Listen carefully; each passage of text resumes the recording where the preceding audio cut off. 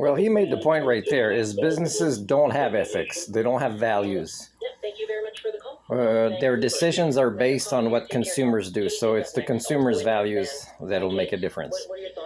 Jim Pattison, I didn't know. I'm sorry to the victims of ICE, but I did go to Save On today because I didn't know which grocery chain, and the BC Green leader just said Quality Foods and Save On, so I did go to Save On, which is about 25% of my purchases, and I can bring it down to zero from now on.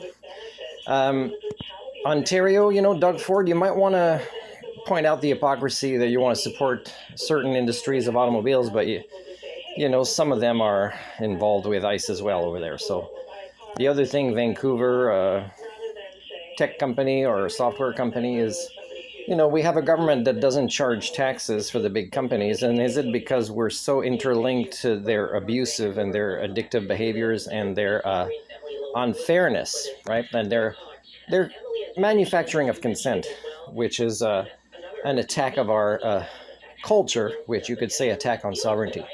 Speaking of defending on our sovereignty, is I think the Canadian government should take control of the Alaska ferry dock here and do something with it. Because, it's being wasted. It's a space that's being wasted. And I think for national security, for NATO, I think you should make sure we control all of that. It's time to kind of be honest, and consumers should vote. There's no such things as election as much as where you spend your money.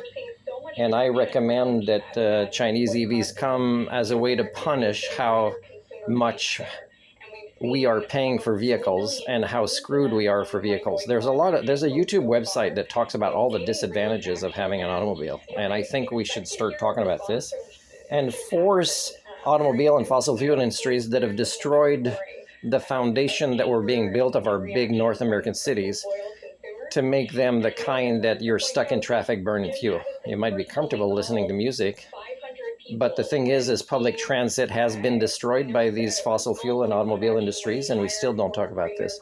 When I lived in Ladysmith, there was a restaurant I liked to go to, and it was a long-time restaurant. I can't remember the name of the franchise now.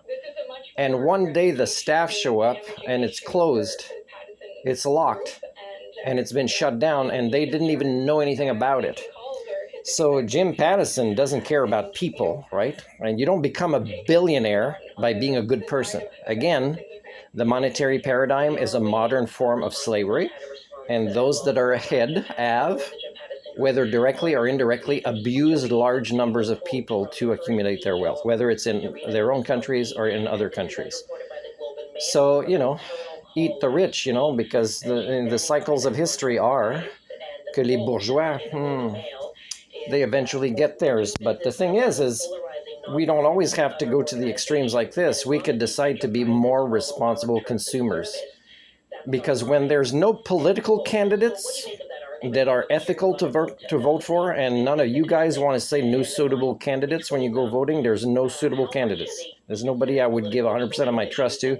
There's nobody who's answered 100% of the questions that are asked of them, who has a plan that makes sense, that isn't just doing a sales pitch. And so vote with your dollars. That means walk instead of buying a car. I'm going to do a series of vlogs soon where I give Ford a chance to get me to stay to being a Ford owner. They will likely fail. I can't wait to get Chinese EVs as long as the customer service is good.